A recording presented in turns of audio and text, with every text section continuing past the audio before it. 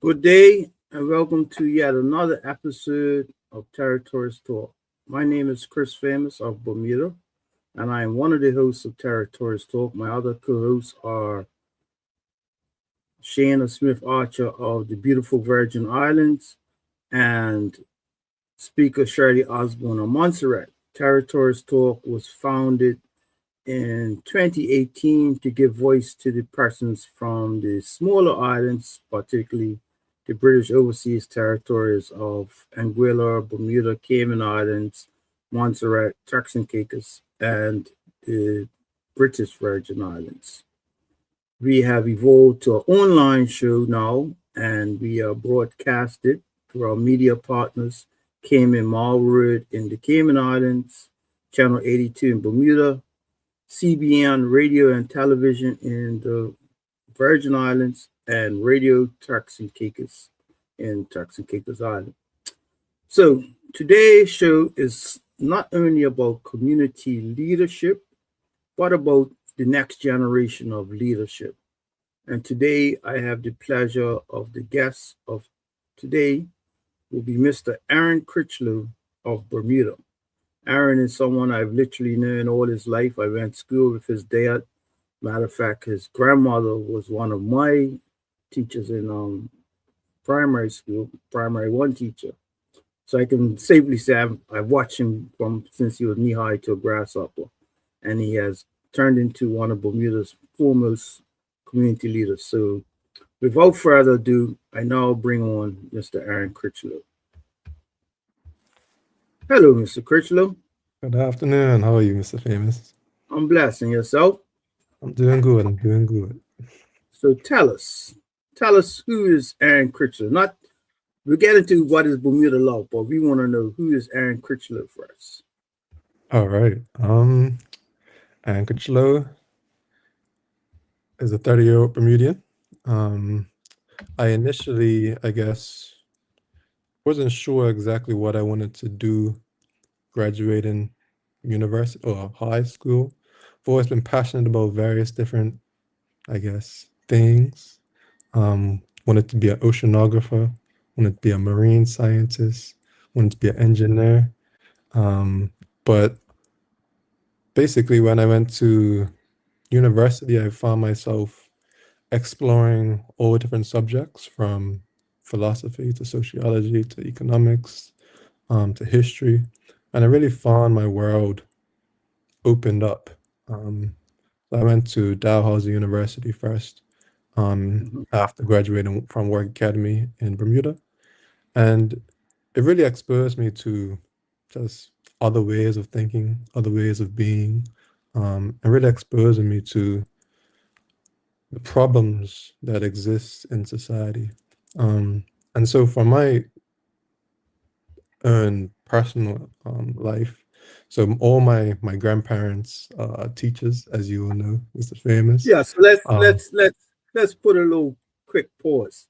As yep, we say in Bermuda, who's your people? yes, sir. You didn't So just drop out of the sky. So who's your people?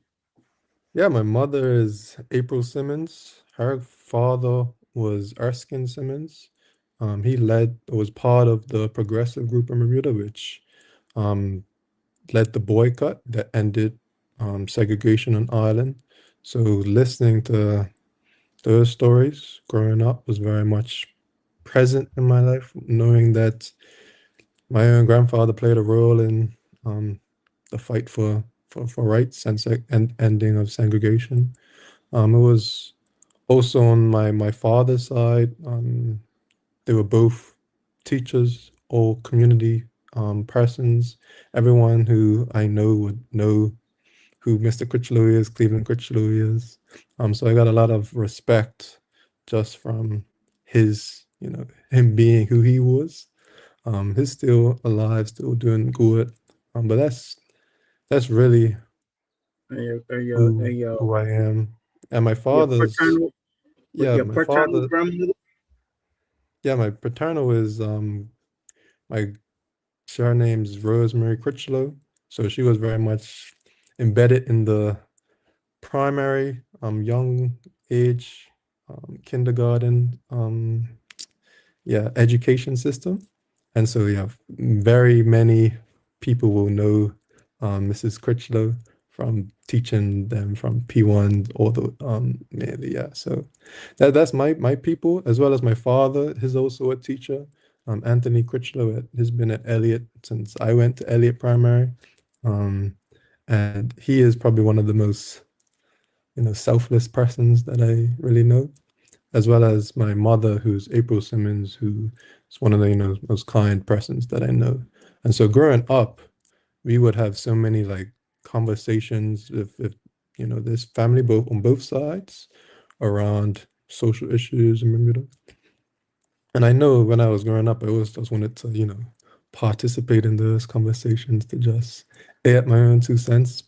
For the longest while, I was just listening and just learning and observing. But over time, it became, one of the main reasons why I decided to, focus and study philosophy in university was to really just expose myself to other ideas and be able to contribute um, to my own family discussions, really. So that's kind of pretty much who I am, I guess. Okay. And which primary schools did you attend? I know you mentioned Elliott, so you went Elliott all the way through. Yeah, I went Elliott all the way through, and then went to Whitney Institute for middle school, and then went to Work Academy for high school, and the IB program. Okay. So after War Academy, then you went off to university. hmm Yeah, I went off to initially, as I mentioned, I wanted to do marine science. So I went to Dalhousie University, which is like known for its marine science course.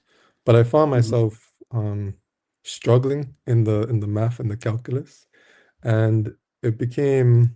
My father also encouraged me to do a bunch of different um, subjects when I went to university. So that's when I went to study economics, history, and I really found myself really gravitating towards philosophy. And so that's pretty much what I majored in at Dalhousie, studying metaphysics, which is like what is life all about? Epistemology, it's like what can you really know for certain, as well as ethics and studying basically what makes a moral action. And so from there, I majored in philosophy and minored in law and society. I really wanted to see how I could put the philosophy into practice in a practical sense. And so that's when after that, I went to University of Kent in England to do the Bachelor's of Laws. And so I completed that, was very much interested in public law, constitutional law, and systems change thinking. And then I went to the University of Law in London, in Bloomsbury. And there I was planning to, stay in London to become a solicitor or at least a paralegal and see which area of law I really enjoy, whether it be human rights law, environmental law, or sports law. I had some conversations with Arsenal's legal counsel at the time, like in like What? You 2019. said what? Yeah, Who? because if you know my father's brother, Craig Critchlow, his son Kane Critchlow is a professional Mm. footballer. So he left Yeah. Bermuda really young to go study or to go play football in Cornellà, Spain, which is like a feeder organization or feeder club for Barcelona. And so he, through crazy circumstances, was able to get in contact with Arsenal or with contacts at Barcelona's club. And so one of them, as he grew up, as time passed, some of the sporting directors from Barcelona moved to Arsenal. And so when in 2019, we were invited to come to Arsenal Stadium, have dinner with the sports director. And then I also had some meetings with Arsenal's legal counsel at the Emirates Stadium. And so the this the offices of the sports lawyers, the attorneys, the solicitors face directly the stadium. So it was really, really, really good experience, really cool experience. And for me, I really love Barcelona growing up. I'm a big football fan. Messi, Ronaldinho, Eto'o, growing up. And so for me, that was like one of like a big goal for me, as well as like in social justice, as well as just what I was, passionate about from an entertainment point of view, I guess. But unfortunately, what happened was the pandemic and COVID. So as I was finishing my degree, the LPC, the legal practice practical course, March 2020, came back to Bermuda because of COVID, and yeah, I finished the degree online, and then Black Lives Matter was also starting, and so for me, Black Lives Matter kind of, as well as lockdown in of itself, gave me the opportunity to really think about what I really want from my own life, what I want from Bermuda, what I want from society, what I want the world to, be like. What are the problems that need to be solved? And so, yeah, that's where the organization Bermuda's Love came from. And yeah, I guess it's where I am today now. But at the same time, um, as after Bermuda's Love started, I had finished my law degree. So I was back in Bermuda and needing a job. So my mother encouraged me to, apply for some pupilages, to become a barrister in Bermuda. And so I was thankfully successful in um, getting a pupillage with Cox Wilkinson in 2021, and then getting called to the bar in 2022. So that's, and then in the legal practice in Bermuda, I still practice litigation, civil litigations, which is basically disputes between peoples and companies. So I specialized in landlord and tenant litigation, as well as employment, personal injury, which is like road traffic accidents, as well as family disputes, family access, custody, a little bit of wills and estates, basically all those types of law that has very practical and relevant um, circumstances and matters of fact for people living in Bermuda today. And so that's what I kind of specialized in and worked in at Cox Wilkinson for about 2.5 years. And then I recently, or not recently, no, but about a year and a half ago, now left Cox Wilkinson to do Bermuda's Love, the organization that I started full time. So that's kind So, of, yeah, who I yeah. am. So let's put a pin on this. You're young. I'm gonna skip across the hill. I'm for Barcelona part, right? If you had an English team, who would it be? No way, no English team. It was in Elliott, probably like P5, P6. Everyone had like English teams. It was Chelsea, Lampard. Yeah, even had Arsenal. Mhm. Thierry Henry, United. But I was like, no, I can't support none of these. So I decided to go for Barcelona with Ronaldinho at the time. So, and I've Well, never you, chose. I've never changed. you're looking for a social cause even down there. So let's skip across that part of your unfortunate part of your life. Sure. Um, so you went to law school, passed passed the bar, did your pupillage, were acting. I shouldn't say acting, but were practicing law, Hmm. and some would say at a prestigious one of Bermuda's prestigious law firms. And you had this epiphany to give that all up to pursue Bermuda's love. I wouldn't even say it was a epiphany. It was more of a just see where it's gonna go. Because what I guess for me, I'll be honest, like law was always a means to an end in a way to understand what the problems of society are, as well as to make practical change and help people fundamentally. That's what law and understanding the laws, how we organized society. That was always like something that I always wanted to be knowledgeable on. The problems, however, for me always felt bigger than just being a lawyer, just being dealing with people's individual circumstances. I think it matters. People's individual circumstances need to be, you know, better. Um, but it's the systems in which society is organized that fundamentally allows people to live the lives that they want, right? So it was far for me wanting to do more than just be a lawyer. I didn't grow up wanting to be a lawyer necessarily. I wanted to grow up being like a judge or someone who makes changes to the way that society exists and functions. So it was, and my parents always understood that, as well as my grandparents, who they actually supported my master's in law.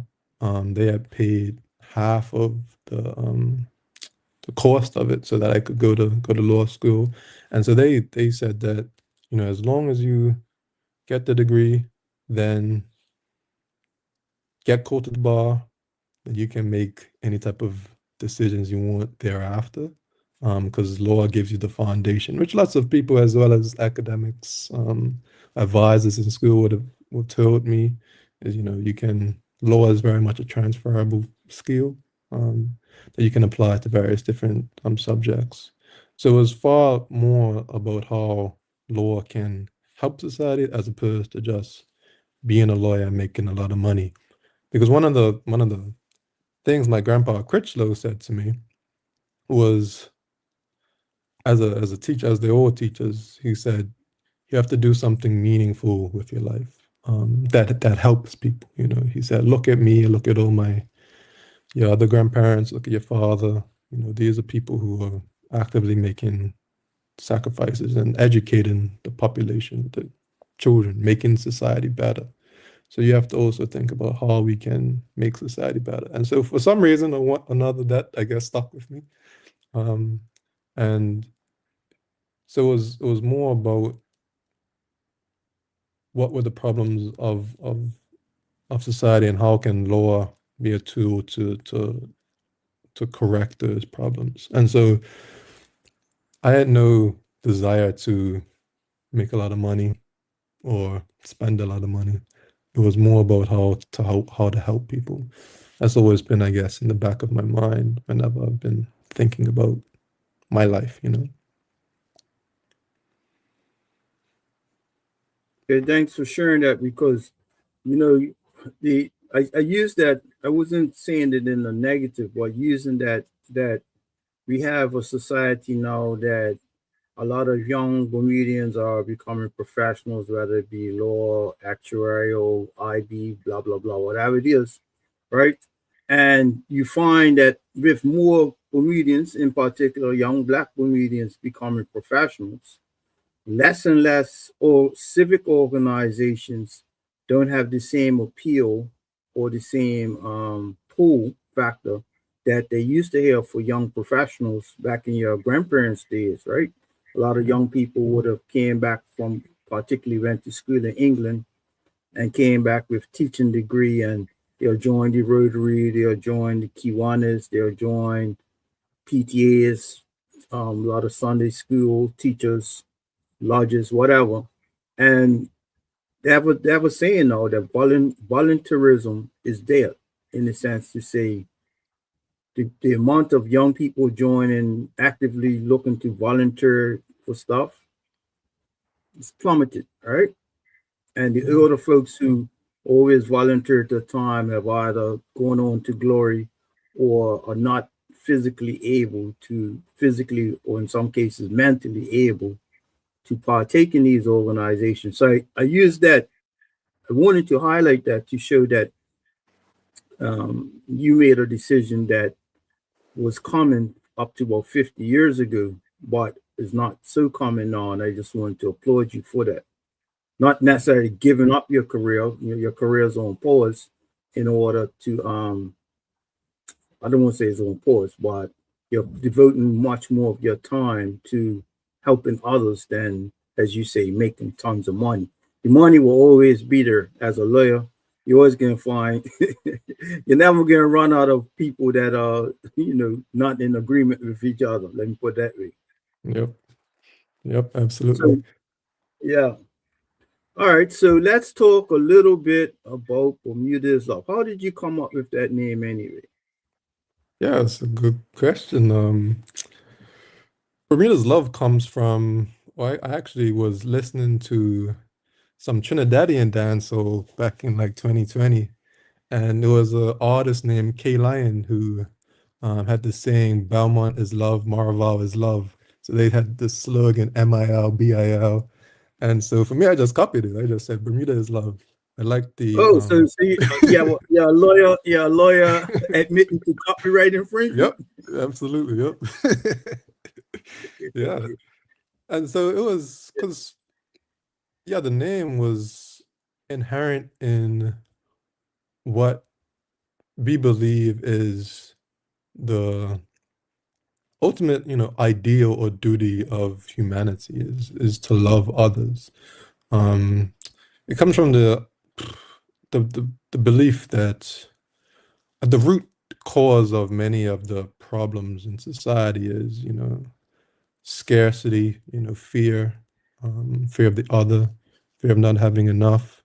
And so in order to counteract that, we came up with the idea of love. Love not in the, sentimentality, not just in terms of emotions or feelings, but love as action, love as a responsibility towards other people, And that's really where the name Bermuda is love came from.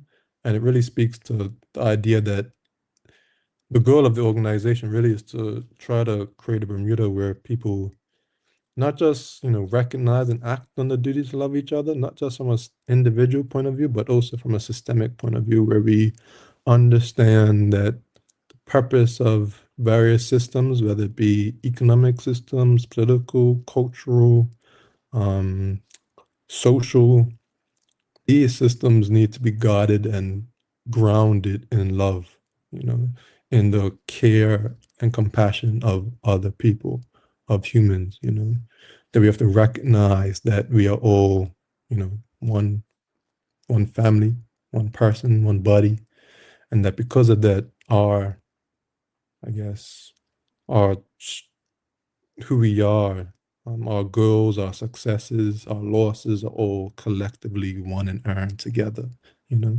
So that's really what Bermuda's love really speaks to. Yeah, I would interject, not in I'll interject to add on to it, right? Is that again, you come out of two families, at least two families, well, the Crichlow side, and you have the Simmons side, and then your grandmothers would have maiden names.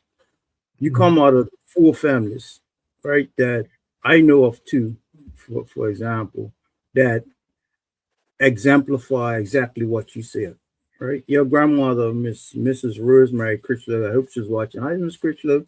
Um, I started Elliott School in 1972 with Miss Crichlow and Miss Harford as as I'd say P1 primary one. Back then we actually said the word primary one teachers, right? So here you have this bunch of children that just came from nursery school, or some probably never even went to nursery school, um, and they're now in this big school environment, and they're crying, mama, mama, whatever, right? Mhm. And it wasn't about the academics. It wasn't about teaching us. It wasn't simply about teaching us A, B, C, D, or whatever, right? It was about those two women. They didn't have any para teachers or teachers aid. It was just the two of them, right? Taught us about being together as school children, people that you're going on to spend the rest of your not married life, but community life with, right? And they exemplified what, as you said, what love is. It wasn't about oh, you better learn how to spell your name properly or something and crack across your knuckles. It was like, come on, Christopher, you could form this seed. So that's part of sharing love, right? Mhm. What your grandfather, Miss Dr. Simmons, did, in back then in class clandestine, he did for Mhm. Bermuda. He and others did for Bermuda was out of love. They could have. very well just say, you know what, this will mess up my career if anybody finds out. Let Mm-hmm. me just, stay out of this and let's go along to get along. And your other grandfather up until now is still writing prolific letters, Mr. Cleveland Kirchler Mm-hmm. is still writing prolific letters to the editor. They're not long, they're nice and short and succinct to the Mm-hmm. point, and he uses a subtle art form of getting his point across and without even, without being too inflammatory or whatever. So I Mm-hmm. use all of that to say is this person's exemplified their generation, where they were dealing with segregation, racism, sexism in the sense that your grandmothers would have to endure all that sort of thing, Yep. right? But they overcame it with love, not love for themselves or love for money, but love for the betterment of Bermuda. And I could say for sure that myself and many others of my generation, their generation, are the beneficiaries out of the love that they gave to this country. And now to see you carrying on the tradition, and in a more refined form or different form is great. So I just want to thank them. I want to take a moment. I know on the Simmons side they've passed on to glory, but on the Yeah. Critchlow side, I just want to thank them for what they've done for Bermuda as a whole. Absolutely. Yeah. No, I Yeah. talk to them pretty much, more than yeah, I go over the house pretty much at least twice a week, And especially when I was doing the philosophy degree, I was definitely having lots of conversations with my grandfather, Critchlow, about all sorts of things. So they've been a very much like grounding for me in terms of everything that changes in my life. They've always been there, just to be an ear to speak to, as well as just simply support. Um, my granny is very, very, very supportive, and encourages me, and thanks, and it's just ever present. And all the initiatives that we do now with Brenda's Love, she's there, supporting, spreading the news, is tremendous. And yes, it's amazing. I couldn't be more thankful for that, for them, for being who they are. And absolutely, I believe, yeah, absolutely, Chris, that like everything that who I am is because of who they are, It's very much like the Roosevelt Brown every idea that, we are just not just products of the environment, but products of all of the teaching and experiences that we get within our environment. And we have a responsibility because of that to share that with other people. So that's very much the ethos that I've been taught, and that what I live by. And in a way, I guess it's hard to be anything else but that because of the experiences that I've had growing up in particular. Yeah. So, just as a point of interest, do you know where the Critchlow family is a loaded question? You know where the Critchlow family originated from, or at least the name? Well, the name is English. We know that part, but Mm. Yeah, the Critchlow name, my grandfather says that um his father came from Barbados, so it's a Barbadian name. And I've met just a few um, persons from Barbados who had the Critchlow name. Um, and then from there, it becomes, kind of at least unclear to me, and further impossible to actually know where that ties back further than that.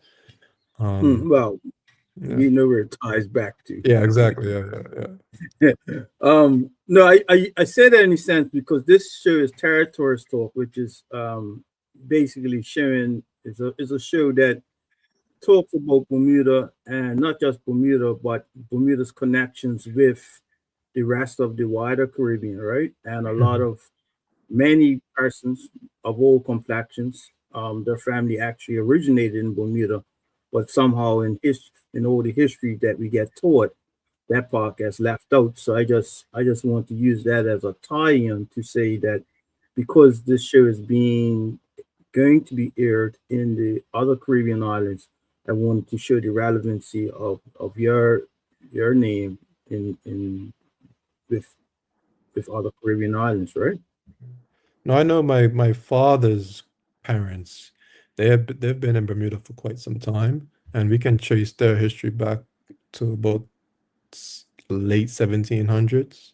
But my father's grand my father's father, as I mentioned, his father came from Barbados, and then my father's mother, her she was a tailor, so her she can trace her family back to some parts of France as well as Turks and Caicos. So we did a family trip to Turks and Caicos quite a while ago, and Mhm. yeah, there was it was nice to see how the connections run deep into the islands. But yeah, absolutely, Bermuda, um, the connections are everywhere.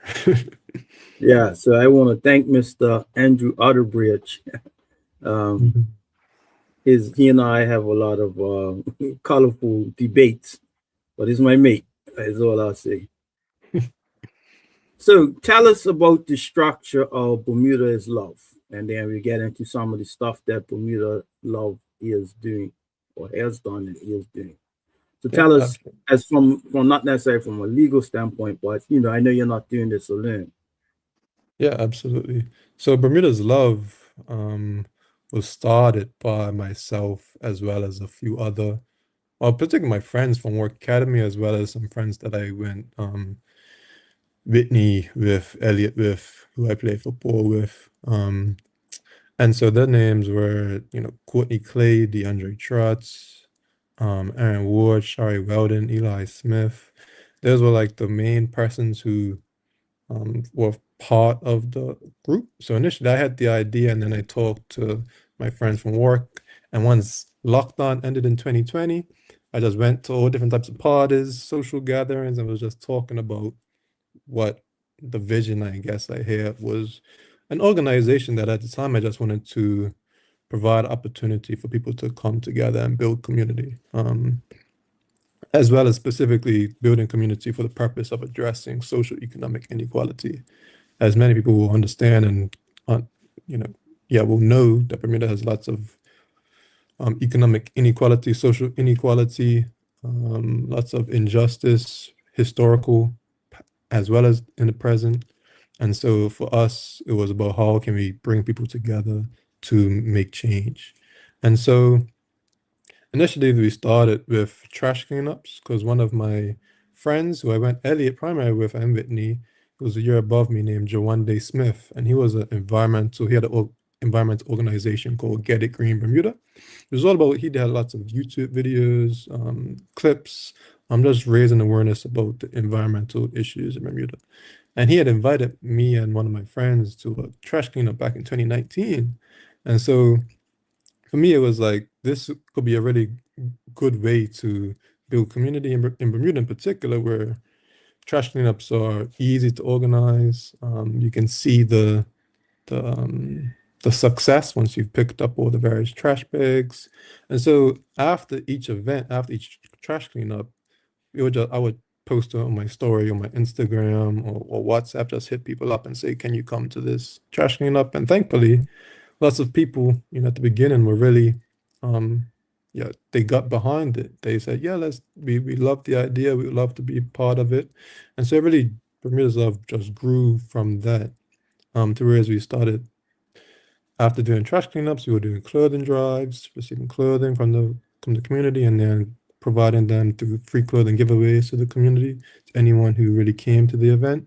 We also started volunteering at different feeding programs, housing associations. We started our own, um, got some plots at a community garden. We started a scholarship program once I started working. We started free legal advice clinics once I started, what got called to the bar, as well as various other initiatives. And so the organization now is, um, what I frame as a movement in terms of advocating for basic needs as human rights. Basically, if you relate it to the past, we had the civil rights movement where it was very much focused on the right to vote, the end of segregation, civil rights, and then it moved to or what Martin Luther King was doing at the end of his life, just before he was shot and murdered, was basically framing economic rights, the idea that people have a right to food, clothing, housing, um, those things that people, those material needs that we all, every single human needs to survive. And so that essentially is what Bermuda's Love grew into becoming, as always kind of wanted to do, was trying to basically meet people's material needs. The idea that it, no person should be struggling to survive in a country as wealthy, as small as Bermuda. So essentially, the ideological framework is the idea that love is powerful. Love is power. We need to get power to provide and ensure that people are being treated fairly and love and with respect. Um, but we also use it to ensure that people's basic needs are being met. Um, so Bermuda's Love as an organization now focuses on ensuring that basic needs are regarded as human rights. So we focus on 7 pillars, 7 rights when it comes to right to food, housing, clothing, healthcare, education, justice, and healthy environment. So we have various events, as I mentioned, campaigns, programs that help speak to ensuring that these basic needs are being met. And from a wider point of view, we have in the structure of the organization, we have 6 board members now who have, I guess, are fully committed to the Bermuda's Love, the idea, the ideology, as well as trying to transform Bermuda into a better world. And then from that 6 persons, we have 7 working groups, essentially for each of the pillars that we advocate for. So each of these working groups, when it comes to food, housing, clothing, education, justice, etc., they're all about creating events, whether it be a trash cleanup, a volunteer event, a workshop, trying to build community, bring people together, build solidarity. And then from there, it's about trying to raise awareness about the issues that we think are, important, whether it be trash pollution, fast fashion, whether it be economic inequality and the relationship between landlord and tenant, whether it be health inequity. Those are all the things that we try to talk about um, and raise awareness about and educate the population on why they should care about it. And if they do, what are the things that you can do to change that situation. And then from there, we also directly try to meet people's basic needs through various programs, whether it be breakfast programs, legal clinics, health clinics, scholarship programs. And then the last point each working group is focused on is about trying to change the system legally.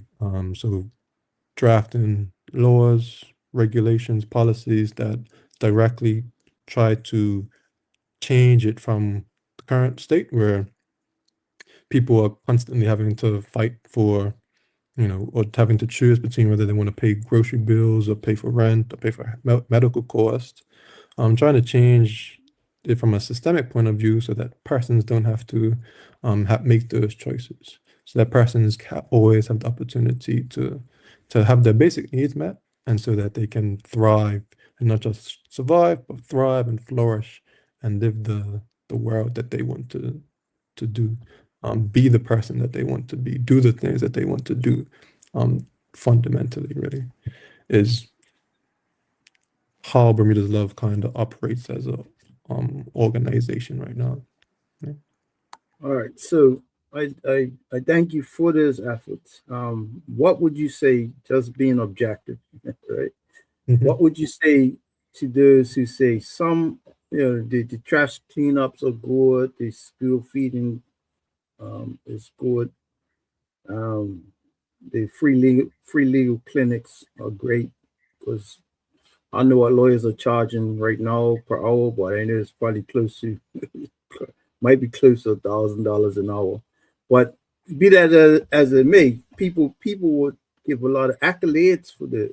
But what would you say to this? To say some of your girls may not be realistic when you're dealing with, example, landlord tenant issues, in regards to everybody has a right to housing. Yes, that's part of, I guess you say, the Human Rights Act. Mhm. However, the reality is that the economics, whether it be Bermuda or any other island, similar size island, does not always play into that everybody gets a right to housing. So, not drilling down on that today. We'll have a separate discussion just on housing because it deserves a separate discussion. What do you say to this? You say some of the core ideals are nice but not realistic. Yeah.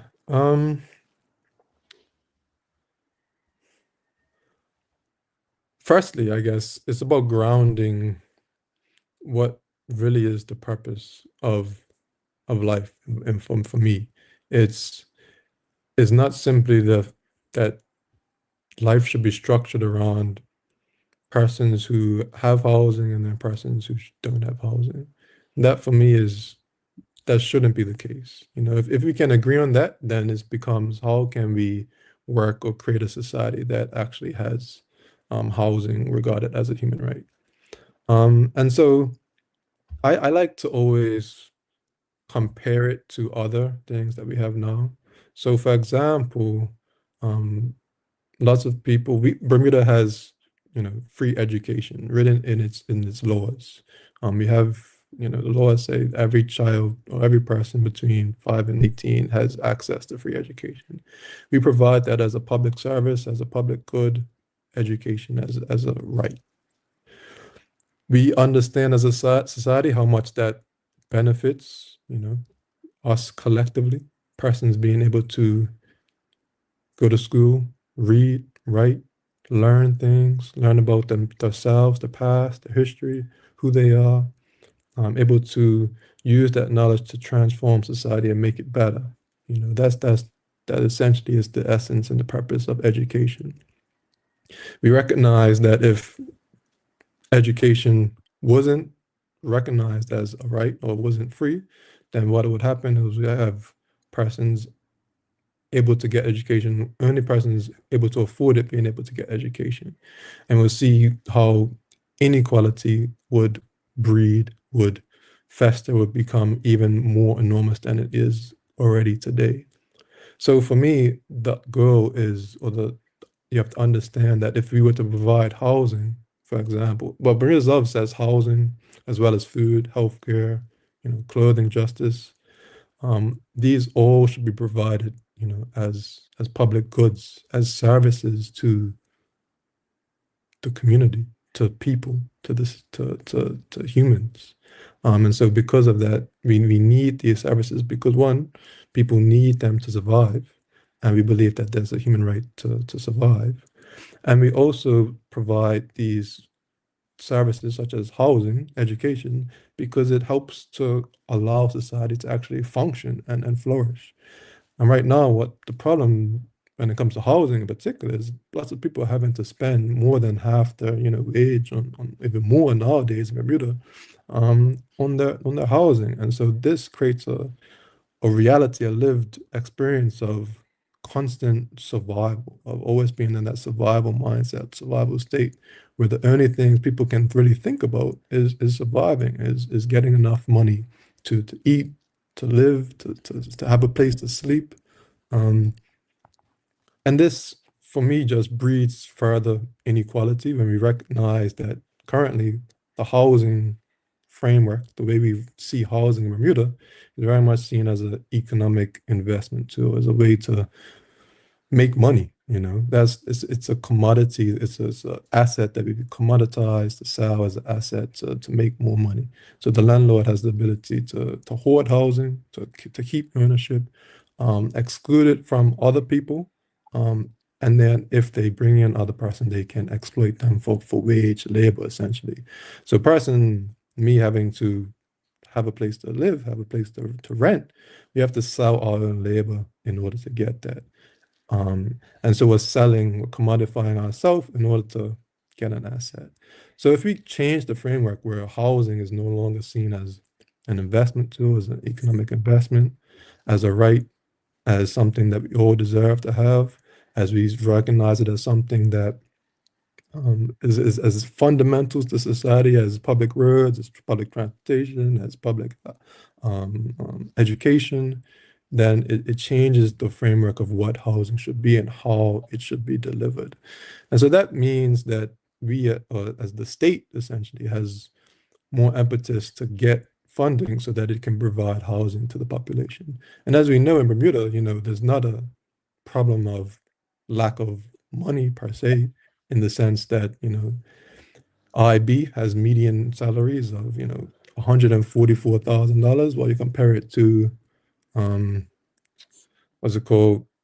The hospitality, you got salaries of, $40,000 as the median salary for hospitality. So you see the economic inequality in of itself. And so for me, for Bermuda's Love, the idea is understanding housing as a public good, as a public service, and that these, as the graph explicitly shows, how few public sector units there really are within Bermuda. And if I would compare it to education. So let's say if only, Elliott Primary, for example, is the only public school at 3%, and then all of the rest of the education was just left the private sector, the private market to allow and distribute housing, we would have much more inequality that we have currently today. And so that's essentially the framework is a shift in terms of our mindset of what housing should be, not an economic investment, but a right, not a privilege to the few, but something that everyone deserves access to. Then we see that more needs to be done from a state point of view, to say that the private sector is currently failing us. Private sector doesn't care about human rights. The private sector just cares about if the person has enough money to pay for the house to live in. That's really much the Bermuda's Love framework, how we see housing. And so that means that in terms of funding, especially in Bermuda, when we look at Bermuda's context, we have lots of money that isn't, we have lots of avenues for potential, I'm gonna be radical right now. So for like when it comes to, we have no, capital gains, no wealth tax. We have a very low progressive payroll tax, no income tax. We have we just introduced CIT, which is corporate income tax, but that again only applies to the $750 million companies making that much money annually. So there are lots of avenues and levers that, in my opinion, Bermuda has potential to pursue, as well as just the cultural concept of not seeing housing as a privilege for those who can afford it. All right. Thank you for that. Like I said, I think your views, not just your views. I shouldn't say it like that. The diverging views on housing, specifically public housing, public supplied housing, deserves a show in itself. So I think that could be something that you and your board want to think about if you'd like to come back another time and talk on specifically on what Bermuda's Love views are in regards to housing. Then the door is always open for you, right? As radical as it as radical as it may sound. Yeah. But again, for me, it's all grounded in love, that these economic systems, these cultural, social systems should be guided by the love of humanity first, as opposed to money, opposed to profit. So well, that's the system. what I would say, and I'm going to speak. Wearing two hats: one as a Bermudian, period, and one as a property owner, right? And I still want to get into other stuff with Bermuda's Law, but I'll say this: When a Bermudian property owner has to go to the bank and pay 9.25% interest on mortgages, the bank ain't taking love as as currency, right? Yeah. When you have to hire a plumber to come in the middle of the night to fix a line that just broke, you can't pay the plumber with love. When you have to pay a lawyer for conveyance fees, you can't go to the lawyer for love, right? So Absolutely. I'm saying that there's some degree of utopianism in thinking that we can just provide houses free. We can't even build houses for free, right? When I say that, even if the government wanted to just give X amount of houses to people, it's still a cost to government. But like, as you said, we talk about tax, but I don't want that to be consumed. But I did want to just throw that in for a preview of the debate that we're gonna have down the Yep. line, right? Yep. No worries. So I'm just gonna what I'm gonna do is just show some quick pictures. We got maybe like 5-7 minutes left, and show some quick pictures of what Bermuda's Love has been doing.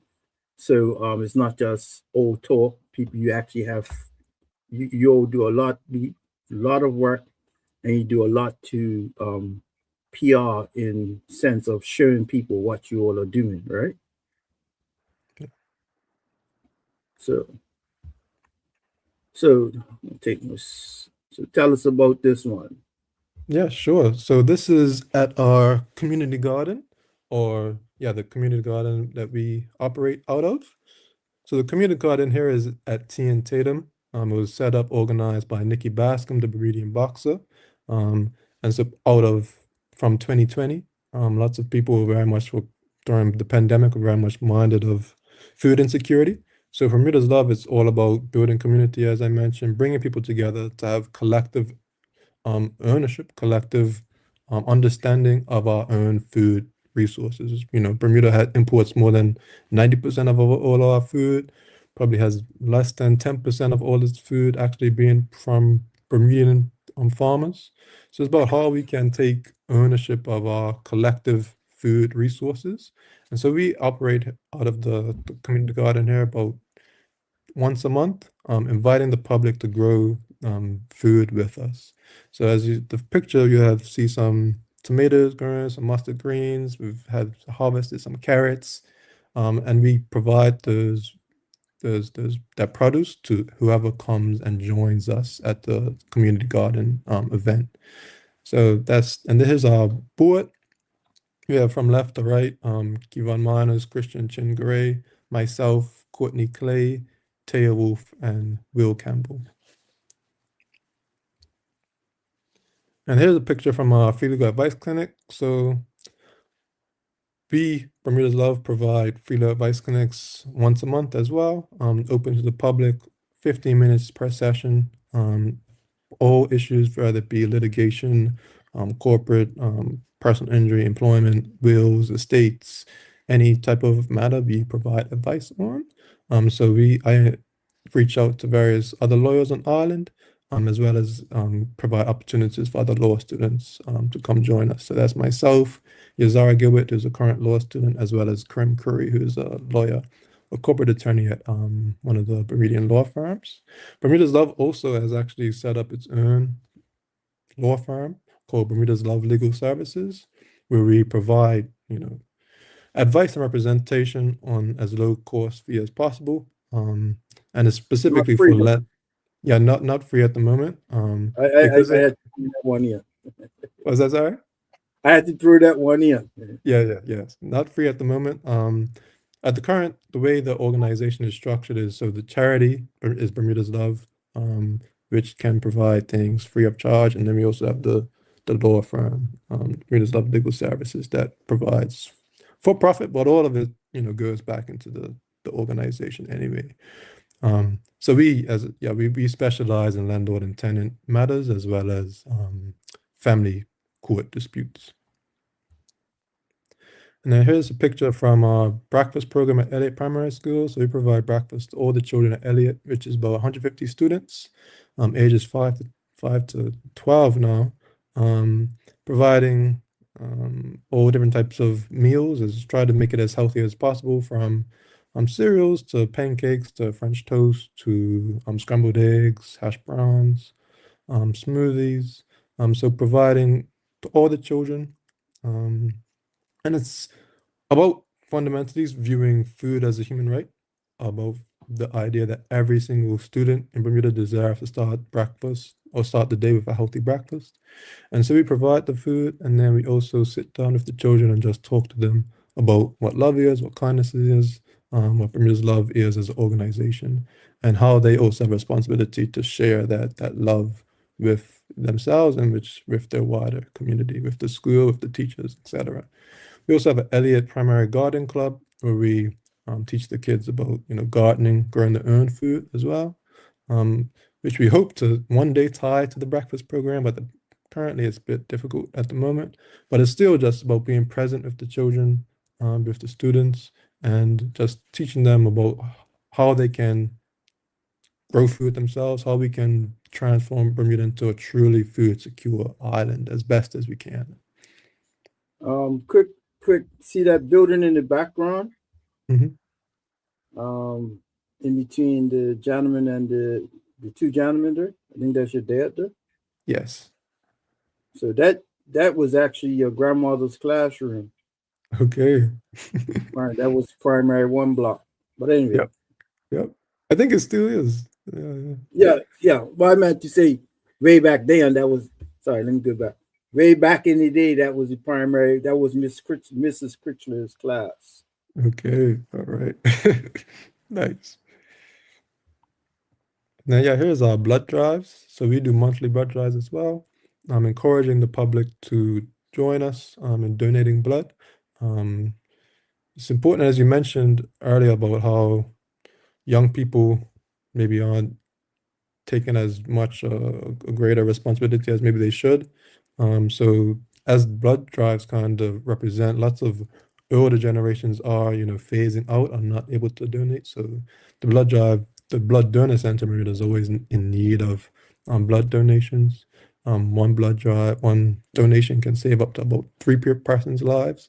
So it's all about how we can take communal healthcare into action. And here's further pictures from the breakfast program at Elliott again. They're providing pancakes and cantaloupe. And here we also do landlord and tenant basically workshops with various community members as well as other third sector charity organizations. So here's a picture of myself providing a landlord and tenant workshop explaining evictions, leases, rent increases, rent control, um, rights and responsibilities of landlords and tenants to an organization called Home in Bermuda, which is all about advocating for ending homelessness. So it's all about, for Bermuda's Love, very much grounded in community and in collaboration, about how we can work together as much as possible to address the problems that we think need to be addressed. Here's further just a trash cleanup that we've done in collaboration with KBB, Keep Bermuda Beautiful. Yeah, just emphasizing that this is what the organization was really first started out as, and now we do all the other initiatives, whether it be the breakfast program, the educational programs that we do as well. We have after school programs as well at Northlands as well as Paget Primary. We would go to the school after school and just talk to children about what love is, what kindness is, and how they have a responsibility to love and take care of each other and their wider community. All right, so we have a just before we close, we have a question came up from Rosalind Famous, who's my sister. She lives in Puerto Rico. Mhm. Um, well, you can read the question here, lawyer. Yep. Yeah. I think for Bermuda's Love, absolutely. The framework that we work out of is very much based upon the Black Panther Party in America. So Huey Newton yeah, absolutely. Yeah, exactly. So that's exactly the best organization that we've seen that really represents what it is that we're trying to do. And so the programs that the Black Panther organized was what they called the survival programs, survival pending revolution programs. The idea that they came together to actually create mutual aid networks within the community, within the Black community especially, um, providing breakfast to school children, providing education, legal clinics, sickle cell anemia clinics, liberation schools, a whole range of different initiatives to ensure that people were aware, made aware of the collective consciousness of what it means to be a Black person living in a capitalist American state and how they can basically change that. So that's essentially Bermuda's Love's framework as well. I'm trying to really build community around that in order to have the ability to actually directly meet people's needs, not from a top-down point of view, but also how we can democratize resources in general so that people have control over the food they eat, the education that they receive, the healthcare they receive, the houses that they live in. So it's really about how we can change it from a top-down hierarchical perspective, but seeing how the whole community can work together. So that's really the power of how we see love as working to actively redistribute, resources, wealth, power in of itself, so that persons all can make collective decisions together. So that's yeah, that's to answer the question. Yes, yes. All right. Well, we definitely gonna have to have you back on because we're just starting to get warmed up. But the show is have to record it in 1 hour segments. So I wanna once again thank you, Mr. Aaron Crichlow. Thank you, board. I forgot all the names. I remember Mr. Mr. Campbell for sure. Yeah. Mr. Chiam Garrett, Mr. Wolf, a few others. But thank you and thank the board for all that you all are doing. The board, I would say the Panthers in disguise, all that you're doing for Bermuda. And I also want to take a moment to thank your grandparents once again for what they did for my generation. Mm-hmm. Absolutely. And Thank you. as we, sorry, go ahead. Any closing remarks? No, I was just gonna say thank you as well for having me on board. Really enjoyed the conversation. Mm-hmm. I would Yeah, love to talk, more about the Caribbean and what your thoughts are there. From a reader's love, especially, just to quickly mention, it is the idea is, act is to think, globally but act locally. So for sure, the name Bermuda's Love, is based in Bermuda. All of those things we do is based in Bermuda, but we definitely recognize that, we don't exist in isolation. Absolutely. yeah, So, yeah. um, After all, you did steal the name from Trinidad, now didn't you? exactly, exactly. Yeah, I want to thank my co-host Shana Smith Archer of the Virgin Islands, speaker Shirley Osborne of Montserrat, our media partners Cayman Marwood and Cayman Islands, CMR TV, which is the newest part of Cayman Marwood. They have their own TV show. Radio Turks and Caicos and Turks and Caicos Island, CBN Radio in the Virgin Islands, and of course Bermuda's Channel 82 with the learned Lemon Woods, who shall be getting called to the bar soon. But thank you, Mr. Critchlow, and we look forward to Bermuda's Love Part 2. And please feel free to bring next time, have other persons from your board on because it, as you said, it's not just about you, it's about all of us, right? Absolutely. Yes. All right. Have a great Thank you. day. Thank you. You All as right. well. Cool.